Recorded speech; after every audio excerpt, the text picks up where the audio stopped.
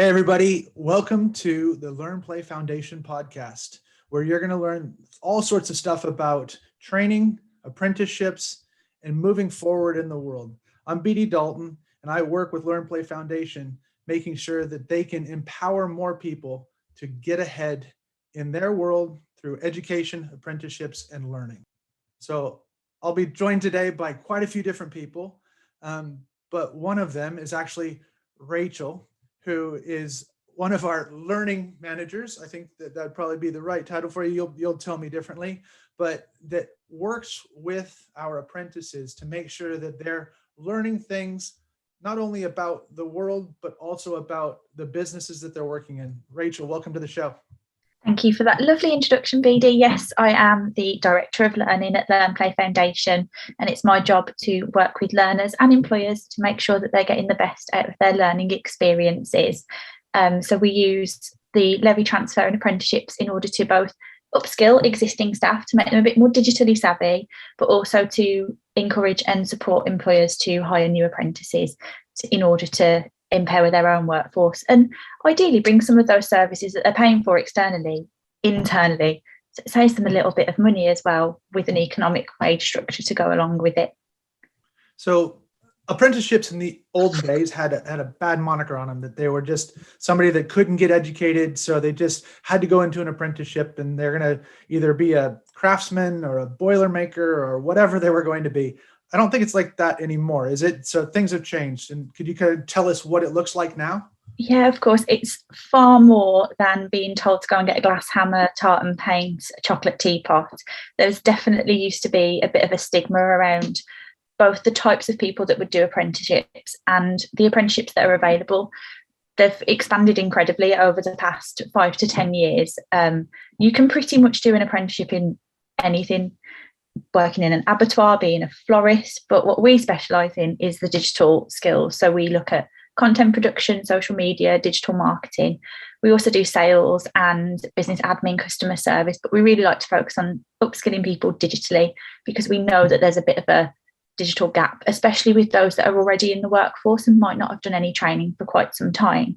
So they have changed immensely, but they are also more employer centric than they've ever been before. It really is about the individual learning skills that are valuable to their workplace and to their actual role, rather than getting them just to do questions for questions' sake and coursework and homework. That barely exists as part of apprenticeships nowadays. It's all about what they are doing, what skills they're learning that help them to do their job. They've also changed the eligibility criteria, which has just been a godsend for a lot of employers. It used to be you could be 16 to 23 and you could do an apprenticeship. And that then meant that a lot of people that were older that had perhaps wanted to train but didn't know how to get into it, but also needed to work at the same time, were excluded. But also university graduates, we all know the landscape for graduates and the unemployment rates that they come out with. And you are now able to do an apprenticeship if you've got a degree and if you're over 24. You could be 65 doing an apprenticeship, and I have got employers that have got staff that are 65 doing apprenticeships.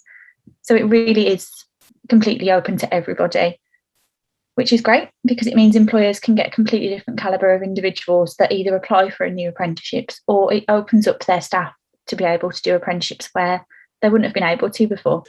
We want to welcome Mark Allen from the TAG community. Mark, he's an entrepreneur, an empower of people. He's built an amazing business, built multiple amazing businesses, and he works alongside Learn Play Foundation, or we work with them to make sure that they can empower their members. So Mark, tell us a little bit about you and a little bit about the TAG community. Yeah, thanks, Bart. A rather sparkling introduction there. But yeah, my background is training as a humble management accountant back in the day. I back in 1991 started an accountancy practice, which I built from absolutely zero up to a very, very substantial 4-partner, 3-office accountancy practice. Built some IT companies, which I sold for 7-figure sums, which is a secret between me and HMRC.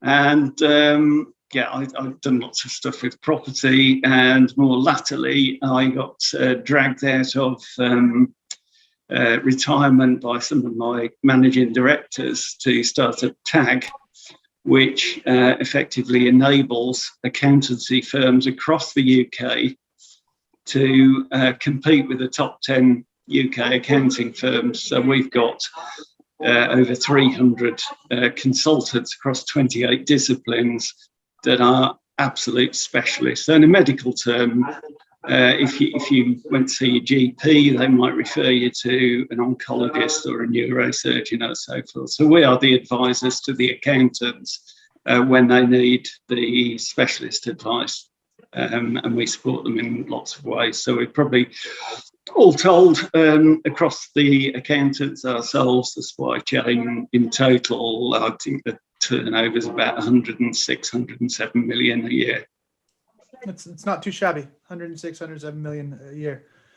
So overall, and some of the members now come to you guys for tax advice, financial advice to pass on to their members so that they can widen their spectrum. And one of the other things that you've been working with is the apprenticeship scheme and empowering employees of the members and of their clients.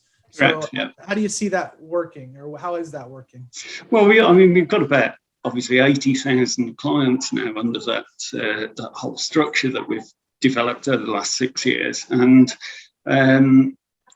there's lots of skill shortages, as we know. There's plenty of reports about that, not just in the UK, but in most Western economies. And therefore, we need to be training skills up. Probably in the initial academic system, they can get so far in terms of training, but obviously, as we know, you then need to go and do the practical side and actually get into a work environment and actually, hone your skills and learn your skills in there.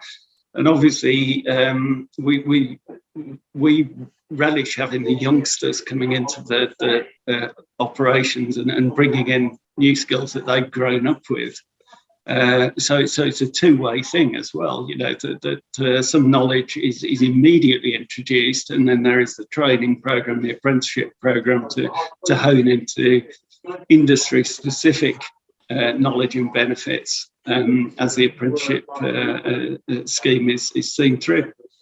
And do you think that one of those lacks of in the accountancy profession, internal to the accountancy profession, do you see a lack of social media knowledge, LinkedIn usage, things like that can be like an apprentice could? Definitely. I mean, to some degree, when a trainee is taken on an accountancy practice, because of the age profile, they have grown up with technology. But there is still a massive shortage within the older generation, like my generation, and the next one down, perhaps. That we're not as savvy with those sorts of technologies because we haven't got the time to retrain ourselves, and we need somebody to take on those skills and get the best out of it. And you guys actually have an apprentice in-house too, or somebody that's getting powered up in-house too. So it proves that it's not just the external clients, that the practices themselves can actually benefit. Yeah, it's both. So the practices, and I would sort of say the practices need to start and then push it out to the clients almost. But it works both ways. I mean, obviously clients can jump straight in and the accountants can make them aware of it. But I would sort of say that more and more accountants need to be following the apprentice route. Perfect.